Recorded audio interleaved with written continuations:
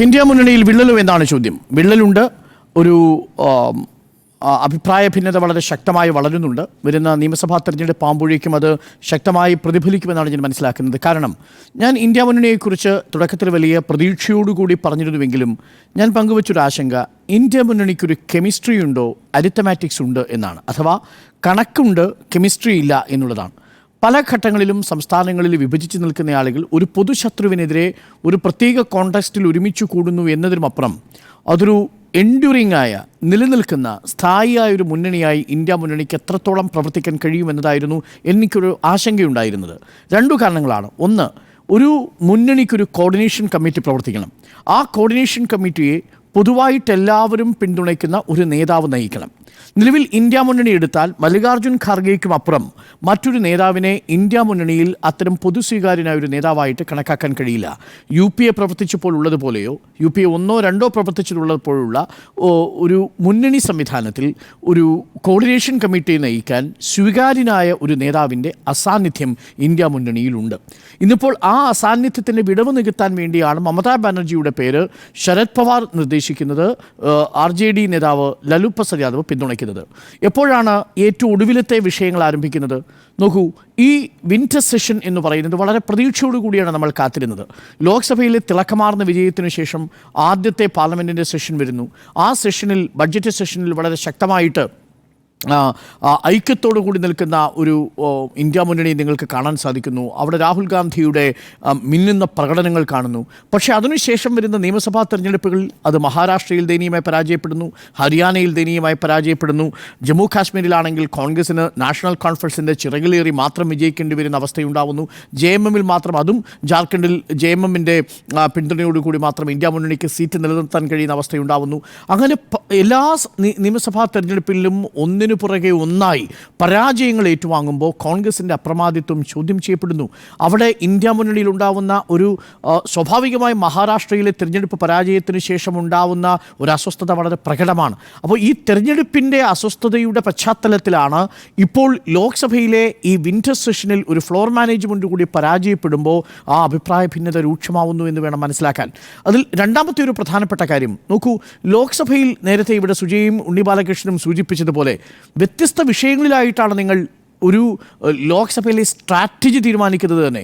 ഈ ലോക്സഭ കൂടുന്നതിന് മുമ്പായി ഇന്ത്യ മുന്നണി സ്ട്രാറ്റജിക്കലായി ഒരു തീരുമാനവും എടുത്തില്ല എന്നതാണ് ഏറ്റവും പ്രധാനപ്പെട്ട കാര്യം. നോക്കൂ, എത്രയേറെ വിഷയങ്ങൾ പാർലമെൻറ്റിന് പുറത്ത് ചർച്ച ചെയ്യുന്നു. ഒന്ന്, നമ്മുടെ കർഷക തൊഴിലാളികൾ UPയുടെയും ദില്ലിയുടെയും പഞ്ചാബിൻ്റെയും ഹരിയാനയുടെയും അതിർത്തികളിൽ സമരം ആരംഭിച്ചിരിക്കുന്നു. അവർ മിനിമം സപ്പോർട്ട് പ്രൈസ് വേണമെന്നും അതിൽ ലീഗൽസ് ഗ്യാരണ്ടി വേണമെന്നും ആവശ്യപ്പെട്ടുകൊണ്ടുള്ള അവരുടെ സമരം നിൽക്കുകയാണ്. ആ സമരം പാർലമെൻറ്റിൽ ഉന്നയിക്കാനായോ? മിഡ് ഡേ മീൽ പ്രോഗ്രാമുമായി ബന്ധപ്പെട്ടുകൊണ്ടുള്ള സമരം പാർലമെൻറ്റിന് പുറത്ത് നടക്കുകയാണ്. തൊഴിലുറപ്പ് പദ്ധതിയുമായി ബന്ധപ്പെട്ടുകൊണ്ട് അതിലെ ഫണ്ട് വെട്ടിക്കുറച്ചതുമായി ബന്ധപ്പെട്ട വലിയ പ്രതിഷേധങ്ങൾ പാർലമെൻറ്റിന് പുറത്തുണ്ട്. ഇതേതെങ്കിലും ഒന്ന് ഏറ്റെടുക്കാൻ സാധിച്ചോ? ഈ ഒരൊറ്റ വിഷയവും നിലവിൽ പ്രതിപക്ഷ കക്ഷികൾക്ക് ഏറ്റെടുത്ത് പാർലമെൻറ്റിൽ ഉന്നയിക്കാനായില്ല എന്നതാണ് ഇന്ത്യ മുന്നണി നേരിടുന്ന ഏറ്റവും വലിയ രാഷ്ട്രീയമായ പാർലമെൻറ്റിലെ ഫ്ലോർ മാനേജിൽ സംഭവിച്ചിരിക്കുന്ന ദയനീയമായ പരാജയം. പകരം അവർ ഏറ്റെടുത്ത വിഷയം നോക്കൂ, നേരത്തെ ഇവിടെ പറഞ്ഞതുപോലെ ഇന്ത്യൻ നാഷണൽ കോൺഗ്രസിന് അദാനി മുഖ്യ വിഷയമാകുന്നു, സമാജ്വാദി പാർട്ടിക്ക് സംഭൽ മുഖ്യ വിഷയമാവുന്നു, മണിപ്പൂർ മുഖ്യ വിഷയമാവുന്നു മമതാ ബാനർജിക്ക്. കേന്ദ്രവും സംസ്ഥാനവും തമ്മിലുള്ള സാമ്പത്തിക വിവേചനം ചർച്ചയാക്കണമെന്ന് ആഗ്രഹിക്കുന്നു, അൺഎംപ്ലോയ്മെൻറ്റ് വലിയ ചർച്ചയാക്കണമെന്ന് ആഗ്രഹിക്കുന്നു, വയനാട് ചർച്ചയാക്കാൻ CPI ആഗ്രഹിക്കുന്നു, മണിപ്പൂർ ചർച്ചയാക്കാൻ DMK ആഗ്രഹിക്കുന്നു. അങ്ങനെ വിവിധ സംസ്ഥാനങ്ങളിലെ വിവിധ രാഷ്ട്രീയ കക്ഷികൾ, ഇന്ത്യ മുന്നണിയിലെ പ്രാദേശിക കക്ഷികളെല്ലാം വ്യത്യസ്ത വിഷയങ്ങളിലൂന്നി അടിയന്തര പ്രമേയത്തിലുള്ള നോട്ടീസ് നൽകുന്ന അസാധാരണമായ കാഴ്ചയ്ക്ക് നമ്മൾ ഈ വിന്റർ സെഷനിൽ സാക്ഷ്യം വഹിക്കുകയാണ്. അവിടെയാണ് ഫ്ലോർ മാനേജ്മെൻറ്റിൽ ദയനീയമായി ഇന്ത്യൻ നാഷണൽ കോൺഗ്രസ് പരാജയപ്പെട്ടു പോകുന്നുവെന്ന പ്രതീതി ഉണ്ടാവുന്നത്. ഈ അദാനി ഈ ഒരൊറ്റ വിഷയത്തിൽ മാത്രം നിൽക്കുകയാണ് രാഹുൽ ഗാന്ധി. അതിനുശേഷം സമാജ്വാദി പാർട്ടി സംഭൽ വിഷയത്തിൽ വലിയ പ്രതിഷേധം സംഘടിപ്പിക്കുന്നു. ലീഗ് ആദ്യം യാത്ര നടത്തുന്നു, അതിനുശേഷം സമാജ്വാദി പാർട്ടി യാത്ര നടത്തുന്നു. അതിനെ തുടർന്ന് ഉത്തർപ്രദേശിലെ മുസ്ലിം വോട്ട് ബാങ്കിൻ്റെ അപകടം മണത്തറിയുന്ന കോൺഗ്രസ് ഒറ്റയ്ക്ക് സംഭലിലേക്ക് യാത്ര പുറപ്പെടാനിറങ്ങുന്നു. അത് പാതി വഴിയിൽ വെച്ച് തടയുന്നു. ഇതിനെയൊക്കെ ഒരു ഷോ പീസ് എന്ന നിലയിലാണ് സമാജ്വാദി പാർട്ടി വിശേഷിപ്പിക്കുന്നത് പോലും. നോക്കൂ, സംഭലിലേക്കുള്ള കോൺഗ്രസിൻ്റെ യാത്രയെപ്പോലും വിശ്വാസത്തിലെടുക്കാൻ ഏറ്റവും പ്രധാനപ്പെട്ട ഘടകകക്ഷിയായ സമാജ്വാദി പാർട്ടിക്ക് കഴിയുന്നില്ല എന്നുള്ളതാണ്. ഇവിടെയാണ് തൃണമൂൽ കോൺഗ്രസ് പറയുന്നത്, I can run India bloc if they can't lead എന്ന് പറയുന്ന ഒരു സ്റ്റേറ്റ്മെൻറ്റിൽ യഥാർത്ഥത്തിൽ സമാജ്വാദി പാർട്ടി ചോദിക്കുന്നു, കേപ്പബിൾ ലീഡറാണ് എന്നാണ് ശരത് പവാർ പറയുന്നത്. ഇന്ന് ലാലു പ്രസാദ് യാദവ് പറയുന്നത് കോൺഗ്രസിൻ്റെ ഒന്നും എതിർപ്പ് കണക്കാക്കേണ്ടതില്ല, മമത നയിക്കട്ടെ എന്നാണ്. അനുകൂലമായ പ്രതികരണങ്ങൾ ഉദ്ധവ് താക്കറെയുടെ ഭാഗത്തു നിന്നും വരുന്നു, NCPയുടെ ഭാഗത്തു നിന്നും വരുന്നു. സമാജ്വാദി പാർട്ടിയിലെ രാംഗോപാൽ യാദവ് പറയുന്നു നിലവിൽ മല്ലികാർജുൻ ഖർഗെയാണ്, അടുത്തത് രാഹുൽ ഗാന്ധി ആകുമോ എന്ന ചോദ്യത്തിന് അദ്ദേഹം മൗനം പാലിക്കുകയാണ് ചെയ്യുന്നത്. അതിൻ്റെ അർത്ഥം രാഹുൽ ഗാന്ധിയെ ഇന്ത്യ മുന്നണിയുടെ മുന്നോട്ടുള്ള പോക്കിനുള്ള ഒരു സ്വീകാര്യനായ നേതാവായി പരിഗണിക്കാൻ ഇന്ത്യ മുന്നണിയിലെ ഘടകകക്ഷികൾക്ക് കഴിയുന്നില്ല. അഥവാ ഞാൻ നേരത്തെ സൂചിപ്പിച്ച ഇന്ത്യ മുന്നണി എന്ന മുന്നണിയുടെ കോർഡിനേഷനെ, ഏകോപന സമിതിയെ, കോർഡിനേഷൻ കമ്മിറ്റിയെ നയിക്കാനുള്ള പ്രാപ്തി ഇനിയും രാഹുൽ ഗാന്ധിക്കായിട്ടില്ല എന്ന് വേണം മനസ്സിലാക്കാൻ. അതുകൊണ്ടാണ് അദാനിയുടെ ചിത്രം പതിച്ച ടീഷർട്ട് കോൺഗ്രസ്സുകാർ മാത്രം ഇടുമ്പോൾ മറുഭാഗത്ത് TMCയും ശരത് പവാറിൻ്റെ NCPയും JMMും ആം ആദ്മി പാർട്ടിയും CPയും എല്ലാം അതിൽ നിന്ന് മാറി നിൽക്കുന്ന കാഴ്ചയാണ് കാണുന്നത്. മുന്നണിയിൽ ഇരിക്കുന്ന സീറ്റിൽ പോലും NDA വലിയ രീതിയിൽ വിള്ളൽ വീഴ്ത്തി. അതിപ്പോൾ ഇരിപ്പിൽ മാത്രമല്ല, ആ സ്ട്രാറ്റജി വിജയിച്ചു എന്ന് വേണം മനസ്സിലാക്കാൻ. നേരത്തെ രാഹുൽ ഗാന്ധി ഇരിക്കുന്നു, രാഹുൽ ഗാന്ധിയുടെ തൊട്ടുപുറത്ത് അഖിലേഷ് യാദവ് ഇരിക്കുന്നു, TR ബാലു ഇരിക്കുന്നു, അങ്ങനെ അവധേഷ് പ്രസാദ് അയോധ്യയിൽ നിന്ന് വിജയിച്ച സമാജ്വാദി പാർട്ടിയുടെ നേതാവ് ഇരിക്കുന്നു. ഇതായിരുന്നു ആദ്യ നിരയിലുണ്ടായിരുന്ന ചിത്രമെങ്കിൽ അതെല്ലാം മാറി രാഹുൽ ഗാന്ധിയുടെ തൊട്ടടുത്ത് KC വേണുഗോപാലിനെ കൊണ്ടിരുത്തുന്നു, അതിനിടയ്ക്ക് മറ്റൊരു കോൺഗ്രസ് നേതാവിനെ കൊണ്ടിരുത്തുന്നു, ആദ്യ നിരയിൽ ഒരൊറ്റ സമാജ്വാദി പാർട്ടി നേതാവിനെ മാത്രം ഇരുത്തുന്നു, തൃണമൂൽ ബാക്കിയുള്ള നേതാക്കളെല്ലാം പുറകിൽ കൊണ്ട് കളയുന്നു. ചുരുക്കത്തിൽ സീറ്റ് വിഭജനത്തിൻ്റെ കാര്യത്തിൽ പോലും സൂക്ഷ്മമായ വിഭജന തന്ത്രം പരീക്ഷിച്ചു വിജയിച്ചിരിക്കുന്നു NDA എന്ന് വേണം കണക്കിലാക്കാൻ. അതുകൊണ്ട് തന്നെ ഇനി വരാൻ പോകുന്ന ദിവസങ്ങളിൽ ആ സ്ട്രാറ്റജി വർക്കൗട്ട് ചെയ്യും. അതിൽ നിലവിൽ പരസ്പരം തമ്മിലടിക്കുന്ന യാദവ കുലം പോലെ ഒരു സൂചനകളായി കഴിഞ്ഞിരിക്കുന്നു. അതിൻ്റെ ഏറ്റവും പ്രധാനപ്പെട്ട കാരണം രാഹുൽ ഗാന്ധിയുടെ ലീഡർഷിപ്പിന് ഒരു പാൻ ഇന്ത്യൻ ബേസ് ഉണ്ടെന്നൊക്കെ പറയുമ്പോഴും കോൺഗ്രസിന് പുറത്ത് രാഹുൽ ഗാന്ധി എത്രത്തോളം പിന്തുണയ്ക്കുന്നു എന്നത് പ്രധാനപ്പെട്ട ചോദ്യമാണ്. നോക്കൂ, സമാജ്വാദി പാർട്ടി ഇല്ലെങ്കിൽ ഉത്തർപ്രദേശിൽ കോൺഗ്രസിന് കാര്യമായ മുന്നേറ്റം ഉണ്ടാക്കാൻ കഴിയുമായിരുന്നില്ല. ഇപ്പോഴും ഇന്ത്യൻ നാഷണൽ കോൺഗ്രസ് കഴിഞ്ഞാൽ ഏറ്റവും കൂടുതൽ സീറ്റുകളുള്ള പാർട്ടി സമാജ്വാദി പാർട്ടിയാണ്. മൂന്നാമതുള്ളത് തൃണമൂൽ കോൺഗ്രസിനാണ്. ഇവയെ അവഗണിച്ചുകൊണ്ട് ഇന്ത്യൻ നാഷണൽ കോൺഗ്രസിന് മുന്നോട്ട് പോകാൻ കഴിയില്ല. നമ്മളെപ്പോഴും ഒരു പഴമൊഴിയായി പറയുന്നൊരു കാര്യമുണ്ടല്ലോ, രത്തിൻറ്റാറ്റയൊക്കെ പറയുന്നത്, നിങ്ങൾ കുറച്ചു ദൂരം നടക്കണമെങ്കിൽ ഒറ്റയ്ക്ക് നടക്കണം എന്നാണ്, നിങ്ങൾ ദീർഘദൂരമായി നടക്കണമെന്നുണ്ടെങ്കിൽ കൂട്ടത്തോടെ നടക്കണം എന്നുള്ളതാണ്. ഇത് പൊളിറ്റിക്സിൻ്റെ കാര്യത്തിൽ വളരെ പ്രധാനപ്പെട്ട ഒരു കാര്യമാണ്. If you want to go miles, go in groups. നിങ്ങൾ അലയൻസിനോടൊപ്പം സഞ്ചരിക്കുക. If you want to cover short distance, go solo. നിങ്ങൾ ഒറ്റയ്ക്ക് പോകുക. ഇപ്പോൾ നിങ്ങൾ കാണുന്നത് ഒരു സോളോ പെർഫോമൻസ് ആണ്. പാർലമെൻറ്റിൽ ദയനീയമായ സോളോ പെർഫോമൻസ് പരാജയപ്പെടുകയാണ്. അദാനി വിഷയം എന്ന് ഉയർത്തുന്നതല്ലാതെ ഇന്ത്യ അദാനി വിഷയം ചർച്ച ചെയ്യുന്നതേയില്ല. ഇന്ത്യ മുഴുവൻ ചർച്ച ചെയ്യുന്ന ഒരു പൊതുരാഷ്ട്രീയ വിഷയമായി അദാനി വിഷയം ഉയർത്തിക്കൊണ്ടുവരാൻ കോൺഗ്രസിന് സാധിച്ചില്ല. എന്നാൽ അതേസമയം ഞാൻ നേരത്തെ സൂചിപ്പിച്ച പാർലമെൻറ്റിന് പുറത്തുള്ള കർഷകരുടെ പ്രശ്നങ്ങൾ, NREGയുമായി ബന്ധപ്പെട്ട വിഷയങ്ങൾ, മിഡ് ഡേ മീലുമായി ബന്ധപ്പെട്ട വിഷയങ്ങൾ, ഈ വിഷയങ്ങൾ ചർച്ച ചെയ്യാനുള്ള ഒരു അവസരം രാഷ്ട്രീയ പാർട്ടികൾ കളഞ്ഞു കുളിച്ചു എന്ന് വേണം മനസ്സിലാക്കാൻ. അതിന് ഈ സോളോ പെർഫോമൻസിലുള്ള അമിതമായ താല്പര്യമാണ് രാഹുൽ ഗാന്ധിയെ നയിച്ചത്. നിർഭാഗ്യവശാൽ ഇന്ത്യ മുന്നണിയുടെ പൊതുസ്വീകാര്യനായ നേതാവെന്ന ഒരു സ്റ്റാറ്റസ് സിംബലിലേക്ക് അദ്ദേഹത്തിന് പോകാൻ കഴിഞ്ഞിട്ടില്ല. ഇനി നോക്കൂ, ബംഗാളിലേക്ക് പോയാൽ തിരഞ്ഞെടുപ്പ് വരാൻ പോവുകയാണ്. വെസ്റ്റ് ബംഗാളിൽ തൃണമൂൽ കോൺഗ്രസിനെ അടുപ്പിക്കില്ല എന്നത് വ്യക്തമാണ്. ഡൽഹിയിൽ നേരത്തെ പറഞ്ഞു കഴിഞ്ഞു, രാഘവ് ചദ്ദ പറഞ്ഞു കഴിഞ്ഞിരിക്കുന്നത് എന്താ, ഒരു തരത്തിലുള്ള അലയൻസിനുമുള്ള സാധ്യതയില്ല ദില്ലിയിൽ എന്നാണ്. ഉത്തർപ്രദേശിലേക്ക് വന്നാൽ സമാജ്വാദി മഹാരാഷ്ട്രയിലേക്ക് വന്നാൽ മഹാവികാസ് അഘാഡിയിൽ നിന്ന് സമാജ്വാദി പാർട്ടി പുറത്തേക്ക് പോയതിന് ഒരു കാര്യം കൂടിയുണ്ട്. അവിടെ ഉദ്ധവ് താക്കറെയുടെ പക്ഷത്ത് നിന്ന് മിലിന്ദ് നവരേക്കർ ഒരു എക്സ് ട്വീറ്റിൽ ഒരു പോസ്റ്റ് ഇട്ടു, ബാബറി മസ്ജിദിൻ്റെ ഫോട്ടോ ഇട്ടിട്ട് ആ ബാബറി മസ്ജിദ് തകർത്തത് വലിയ കാര്യമാണ് എന്ന് അദ്ദേഹം അതിൽ അടിയിൽ ട്വീറ്റ് ചെയ്തു. ഇത് കണ്ട സമാജ്വാദി പാർട്ടിക്ക് മഹാവികാസ് അഘാഡി നിൽക്കാൻ കഴിയുമോ? ഉത്തർപ്രദേശിൽ വലിയ വോട്ട് ബാങ്ക് മുസ്ലിംകളുടേതില്ലേ? അത് സ്വാഭാവികമായും തങ്ങളുടെ രാഷ്ട്രീയത്തിനെതിരല്ലേ?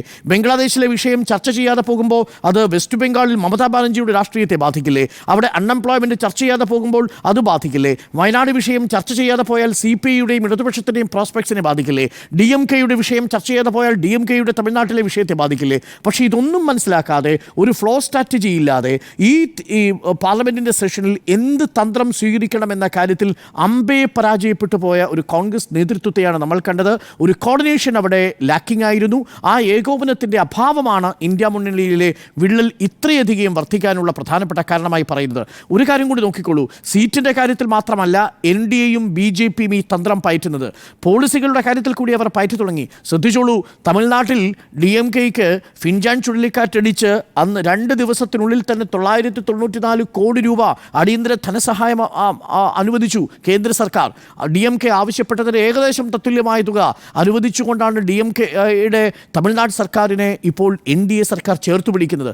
ഇന്ന് മാതൃഭൂമി പത്രത്തിൽ റിപ്പോർട്ട് ചെയ്തൊരു വാർത്തയുണ്ട്. പമ്പ അച്ചൻകോവിൽ വൈപ്പാർ നദീജല സംയോജന പദ്ധതി കേന്ദ്ര സർക്കാർ ആവിഷ്കരിച്ചിരിക്കുന്നു. കേന്ദ്ര സർക്കാരിൻ്റെ നദീജല സംയോജന കമ്മീഷൻ എന്ന് പറയുന്ന കേന്ദ്ര ജല കമ്മീഷൻ്റെ അടിസ്ഥാനത്തിൽ എന്താ അവർ തീരുമാനിച്ചിരിക്കുന്നത്?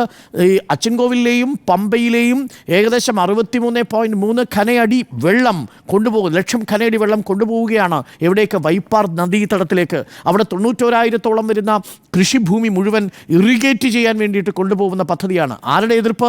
കേരളത്തിൻ്റെ എതിർപ്പ്. ആർക്കനുകൂലം? തമിഴ്നാടിന് അനുകൂലം. സ്വാഭാവികമായും ഈ വിഷയം ചർച്ച ചെയ്യപ്പെട്ടാൽ കേരളവും തമിഴ്നാടും തമ്മിലുള്ള രാഷ്ട്രീയ ഇക്വേഷൻസ് മാറും.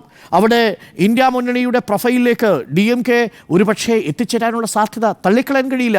NDA ഉപയോഗിക്കുന്ന ആ രാഷ്ട്രീയ ചാതുരി, ആ ചതുരംഗ നീക്കം എന്ന് പറയുന്നതിനെ അതിജീവിക്കാനുള്ള കരുത്ത്, ആ പ്രലോഭനത്തെ അതിജീവിക്കാനുള്ള കരുത്ത് പോലും നിർഭാഗ്യവശാൽ ഇന്ത്യ മുന്നണിക്കില്ല. അതുകൊണ്ടാണ് NDA വളരെ ശ്രദ്ധാപൂർവം ഇത് ഉറ്റുനോക്കുന്നത്. മഹാരാഷ്ട്രയിൽ നഷ്ടപ്പെട്ടത് ഇനി മറ്റു സംസ്ഥാനങ്ങളിലും ഉത്തർപ്രദേശിലടക്കം നഷ്ടപ്പെടുത്താനുള്ള സാധ്യതയുണ്ട് എന്നാണ് NDAയുടെ കണക്കുകൂട്ടൽ. അത് ഇന്ത്യ മുന്നണി കരുതിയിരിക്കണം. പക്ഷേ സ്വീകാര്യനായ ഒരു നേതാവ് ഇപ്പോഴും ഇന്ത്യ മുന്നണിയിലില്ല എന്നുള്ളത്. നമ്മൾ കരുതി അരവിന്ദ് കെജ്രിവാൾ ഒരുപക്ഷെ ഇന്ത്യ മുന്നണിയിൽ സ്വീകാര്യനായ ഒരു നേതാവായി ആ ജയിൽവാസത്തിന് ശേഷം വന്നേക്കാമെന്ന്. പക്ഷേ അതുണ്ടായില്ല. തൃണമൂൽ കോൺഗ്രസിനെ അക്സെപ്റ്റ് ചെയ്യാൻ ഇന്ത്യൻ നാഷണൽ കോൺഗ്രസിന് കഴിയില്ല. രാഹുൽ ഗാന്ധി അക്സെപ്റ്റ് ചെയ്യാൻ തൃണമൂൽ കോൺഗ്രസിന് കഴിയില്ല. അതാണ് ഞാൻ നേരത്തെ പറഞ്ഞത്, കണക്കുണ്ടെങ്കിലും കെമിസ്ട്രി ഇല്ലാത്ത ഒരു ഇക്വേഷനാണ് ഇന്ത്യ മുന്നണിയിലുള്ളത്. അതിൻ്റെ പ്രതിഫലനമാണ് നമ്മളിപ്പോൾ കണ്ടുകൊണ്ടിരിക്കുന്നത്. വരും ദിവസങ്ങളിൽ വിള്ളലിൽ ശക്തമാകുന്ന സൂചനയുണ്ടാവും. അങ്ങനെ വന്നാൽ അത് നിയമസഭാ തെരഞ്ഞെടുപ്പുകളെ ബാധിക്കും. NDA സംബന്ധിച്ചിടത്തോളം അവർ വളരെ ഒറ്റക്കെട്ടായി മുന്നോട്ട് പോകുന്നു. BJPയുടെ സ്ട്രാറ്റജിയിൽ ഇന്ത്യ മുന്നണി പോയി കൊളുത്തുകയാണെങ്കിൽ ഇനി കൂടുതൽ സഖ്യകക്ഷികൾ ഇന്ത്യ മുന്നണിയിൽ നടന്ന് NDAയിലേക്ക് വരുന്നത് പോലും തള്ളിക്കളയാൻ നമുക്ക് കഴിയില്ല. കാരണം ഇന്ത്യ മുന്നണിയെ ഒരുമിപ്പിച്ച് നിർത്തുന്ന ഒരാശയം, ഒരു പ്രലോഭനം, ഒരു ലക്ഷ്യം, ഒരു സ്വപ്നം ഇപ്പോൾ അപ്രത്യക്ഷമായിരിക്കുന്നു. ആ സ്വപ്നത്തെ നയിക്കാൻ ശേഷിയുള്ള ഒരു നേതാവ് നിലവിൽ ഇന്ത്യ മുന്നണിയിലില്ല എന്നുള്ളത് നേതാക്കൾ തിരിച്ചറിയുന്നു. അതുകൊണ്ടാണ് മമതാ ബാനർജിയിലേക്ക് ശരത് പവാറും ഒപ്പം തന്നെ NCP ശരത് പവാറും ഉറ്റുനോക്കുന്നത്. അതിനൊരു രാഷ്ട്രീയ കാരണം കൂടിയുണ്ട്. ബീഹാറിൽ തെരഞ്ഞെടുപ്പ് നടക്കാൻ പോവുകയാണ്. ആ തെരഞ്ഞെടുപ്പിൽ ലല്ലു പ്രസാദ് യാദവ് മമതാ ബാനർജിയെ പിന്തുണയ്ക്കുമ്പോൾ അതിനകത്തൊരു പൊളിറ്റിക്കൽ സ്റ്റേറ്റ്മെൻറ്റ് കൂടിയുണ്ട്. ബീഹാറിൽ ലോക്സഭാ കാലത്തെ തെരഞ്ഞെടുപ്പ് സഖ്യം നിങ്ങൾ നിയമസഭയിൽ പ്രതീക്ഷിക്കേണ്ടതില്ല. അതൊരു സൂചന കൂടിയാണ്. അങ്ങനെയാണെങ്കിൽ ദില്ലിയിൽ സഖ്യമുണ്ടാവില്ല, ഉത്തർപ്രദേശിൽ സഖ്യമുണ്ടാവില്ല, ബീഹാറിൽ സഖ്യമുണ്ടാവില്ല, വെസ്റ്റ് ബംഗാളിൽ സഖ്യമുണ്ടാവില്ല, കേരളത്തിൽ സഖ്യമേ ഇല്ല എന്നുള്ളതാണ്. ഈ അവസ്ഥയിലേക്ക് കാര്യങ്ങൾ പോകും. അത് ഇന്ത്യ മുന്നണിയെ സംബന്ധിച്ച് ഒരു വലിയ പ്രതീക്ഷ കേൾക്കുന്ന മങ്ങൽ കൂടിയാണ് ഈ വിള്ളൽ എന്നാണ് എൻ്റെ ടേക്ക്.